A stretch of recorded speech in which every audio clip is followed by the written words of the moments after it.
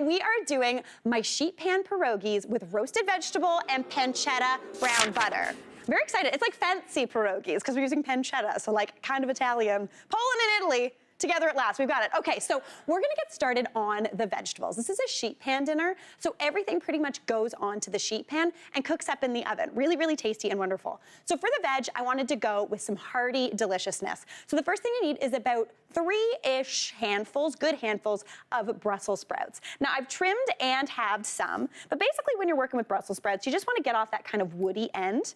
Any little leaves that fall off, you can feel free to get rid of them or add them on because they're gonna get crunchy. Now anytime I'm working with a Brussels sprout, I like to have it and I like to roast it. Never does a Brussels sprout get boiled in my house because nothing's worse than a boiled Brussels sprout in my opinion. Do you remember, you know the ones, you know, like that maybe your mom or your grandma used to do and they're like gray now? Ugh, no.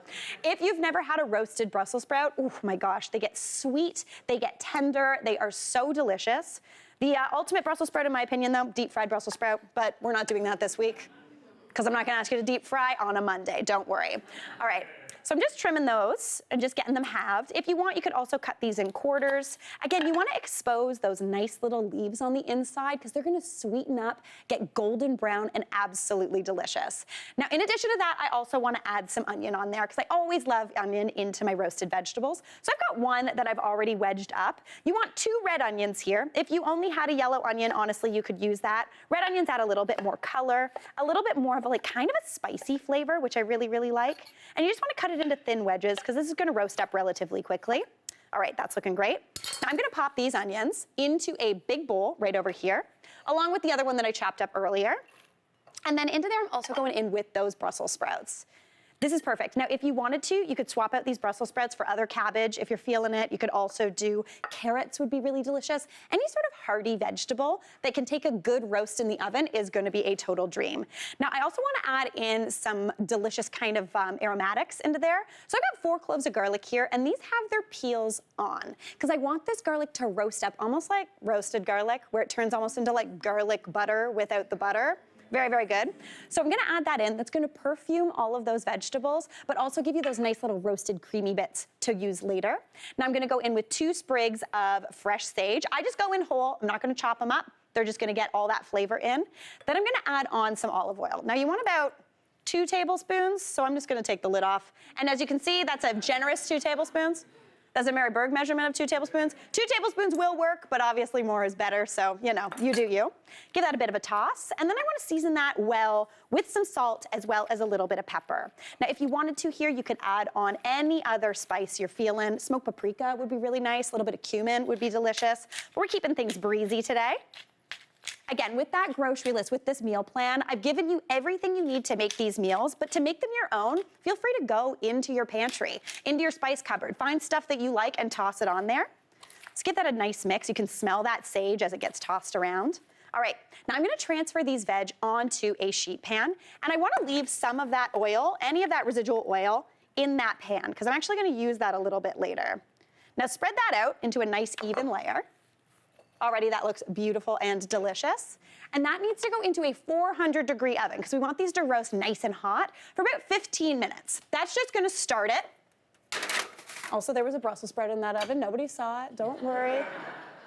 Nobody saw, it's fine. But now I'm gonna get to work on my pierogi. Now, if you have a wonderful sister-in-law like I do, who at home likes to make pierogi and bring them over in a zip-top bag, those are the ones you're gonna use. But you can also just use store-bought pierogis. I'm using potato and cheese pierogis, the classic, the ones we all know and love. You want about 1 kilo of those pierogis, so that's like a bag or 2. I'm gonna toss those into that same bowl that I tossed those vegetables in. Now, this is a big, hearty meal. It says serves 4, honestly, it serves 4 people who are very, very hungry, but it can serve more, definitely. So just add those in. I love a pierogi. Pierogi are basically like, they're little potato pillows. Like it's that potato dough filled with potato, filled with cheese, totally delicious. Now, some people are gonna be confused because typically you boil a pierogi. Boil it, then you fry it up. These ones are actually gonna roast in the oven, which sounds kind of wild. Please don't hate me. My husband's family, it's all good, we're good to go. I'm gonna add on some salt, a little bit of pepper. Aaron is half Polish, that's why his sister is amazing at making pierogi. All right, give those a toss up. And then we're gonna add these pierogi frozen onto that sheet pan. They're gonna cook up in the oven. They're gonna get a little golden brown, a little puffy, and totally delicious. So I'm gonna bring those right on over. And we've got some veg that have been roasting for about that 15-minute mark. So they're looking great. They smell amazing. They are nowhere near done though. We've hardly got any color, but they're getting a little bit soft. So what I'm gonna do is add those pierogi right on top. Give that a shake just to get that all settled. Pop that back into the oven and let those go for about 20 to 25 minutes, or until those pierogi are golden, a little bit puffy and tender, and those veg are all nice and beautiful and roasted. Now, anytime you're having pierogi, if you're getting them out and about, there's usually some sort of like pork product on them, you know, like bacon, something like that. Always a good thing. But again, we're going a little fancy today, so we're using pancetta. Now, pancetta is like a cured Italian bacon. It's not smoked, so it's not gonna give that smoky flavor. You could easily substitute this with bacon if you're feeling it. But I've got a pan here over about medium heat. So I'm gonna add that pancetta right on in. It's getting a little sizzly, really, really nice. Now you wanna cook that until it is golden brown and crispy. Since it's so nice and thin, I'm using about 6 to 8 slices here, it's gonna cook up in no time flat. No time fat, and then I was gonna talk about the pancetta fat. So I got it. But if you see, look in the pan, see all that fat? It's starting to turn clear because that's starting to render out. So you're gonna end up with crispy, beautiful pancetta as well as some pancetta fat that we're gonna use after the break to make into pancetta brown butter. And I'm feeling very excited about it. This is a bizarre way to cook pierogies because we're not boiling them, we are roasting them. But trust me, it works. They get a really nice kind of crispy texture. Now, speaking of crispy texture, I've also got that pancetta that I've been cooking over that medium heat until it is nice and golden brown. This is looking perfect, so I'm gonna transfer that onto a little paper towel lined plate. Now, similar to bacon, this is nice and fatty, so you wanna pop it onto something that'll kind of wick away that excess fat, just again, like bacon. Now this will crumble up, it'll firm up a little bit as it cools, and it's gonna be a delicious topper on top of those amazing pierogi. But we've got a little bit of pancetta fat in this pan, and typically I would feel weird about just pouring pancetta fat on top of something, but not if you make it into brown butter. So I'm feeling excited and a little wild today. So into that pan, I'm gonna go in with a 1/4 cup of butter into that pancetta fat. Trust me, it's gonna be delicious.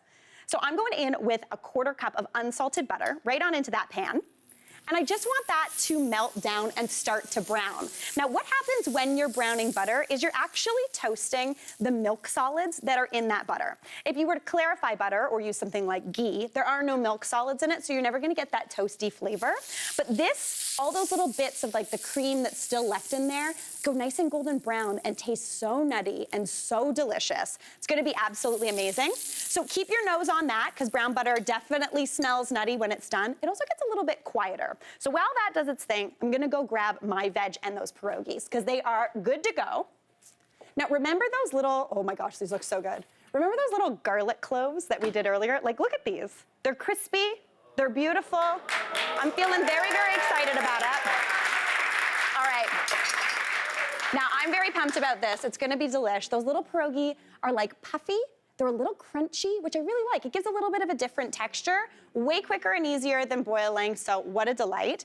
But remember those little garlic cloves we had on there? So I'm gonna find those. So these are total little nuggets of joy and deliciousness. So what you wanna do is grab a fork. My butter is browning, so I'm gonna turn that down. And you wanna just squeeze them out of that peel. See how creamy that is? That is roasted garlic. Basically, it is like the ultimate garlic butter without any butter. It's sweet. You don't get that punchy garlic flavor. You just get this soft deliciousness. So I'm gonna transfer as many or as few as you like into a bowl and just mash that up a little bit.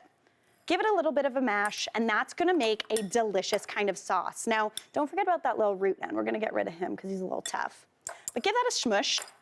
And then I'm gonna make this into roasted garlic sour cream, because what is a pierogi without some sour cream on there? So into that roasted garlic, I'm going in with some full fat sour cream. You could also do this with Greek yogurt if you wanted to, but I'm feeling sour cream today.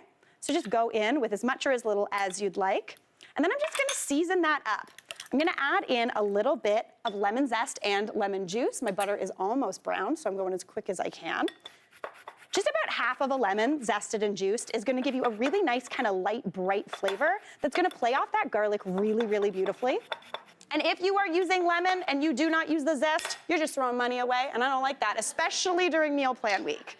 All right, that lemon juice just seasons that sour cream up, gives it even more of that sour note, which is a total dream. Just catch all those pips, hopefully, in your hand. Though if you don't, just say whoever finds the pip wins. I don't know what they win, other than a bitter little bite, but they win in my house, so we're good to go. Give that a good stir. Season that up with a little bit of salt. You could do a little bit of pepper if you're feeling it, but that is a roasted garlic and lemon sour cream that is just gonna make those pierogies so, so delicious. Now, remember that brown butter we've got going on over here? It is already browned. You can see. Come take a gander. So we've got those little, see the brown on the bottom of the pan? You can see the little bit, you can smell that kind of nuttiness. I'm gonna season this up with a little bit of pepper. See that pepper start to fry? A little bit of salt, because we use that unsalted butter. And then I'm gonna go in there with some flavorings that are gonna bring some more brightness. The first thing, a little bit of that sage, that fresh sage that we used earlier. I'm just gonna pull the leaves off and kind of let that fry up in that beautiful brown butter. See it go? Oh, what a delight that is. This smells immediately. If you popped this onto some pasta, you would look like an absolute star. Now, again, to cut through that kind of fattiness of that butter, a little bit of lemon zest, a little bit of lemon juice is just gonna cut right on through there. Perfect. Add in a bit of that juice as well. Oh, it's a lemon of a lemon, it's a hard one. Okay. And that little lemon juice is gonna kind of stop that cooking process. It's gonna get beautiful and delicious. And then finally, this is a little bit of a touch that I like for a little bit of chewiness and sweetness. I've also got some dried cranberries here. Totally unnecessary, but it makes a really nice pop into here. So give that a little bit of a toss up. And you have got the most delicious little sauce, double sauce for these amazing pierogi. Now I'm gonna come on over here and we're gonna get to plating. Now for plating for this, I'm going to sauce the plate, not the dish. Does that make sense? So anytime I'm doing something creamy, it doesn't really fall on top of things nicely. Even if I'm doing like a pasta or anything with some sort of sauce that I wanna dunk into. So what I do is I actually sauce the plate. So pop it down, as much or as little as you want. Clearly I like sour cream. Do a little bit of a zhuzh just to get it all spread out. You can see that roasted garlic in there. Then we're gonna go on with those amazing veg, with those crispy pierogi, the golden brown, pile them nice and high. The onion, we've got a little bit more garlic in there too. Again, if you don't like Brussels sprouts or that's not your vibe, seriously, switch it out with a little bit of carrots, maybe some roasted squash, a little bit of a starch on starch situation that I'm never mad at. All right, and then we've got that beautiful browned butter to go right on top. Just a little bit with those beautiful cranberries. And you can't forget, there's a little bit of that pancetta fat right in there. So what we're also gonna do is do some savory little pork sprinkles, is what I'm gonna call them. We've got that beautiful pancetta. We can chop that up, we can do it whole. Just chop that right on up and scatter a little bit of that right on top. I mean, doesn't that look beautiful? Like, come on. Out of control. All right, I'm gonna eat a pierogi dunked in some sour cream because I simply cannot resist. Okay, let's do this thing. Wow, that's really good. It's chewy, delicious. I hope you make this tonight. Let me know if you do and if you like it. It's a total showstopper in my house. Hey, Mary here. What did you think? Drop your comments below and don't forget to like and subscribe for more of the good stuff.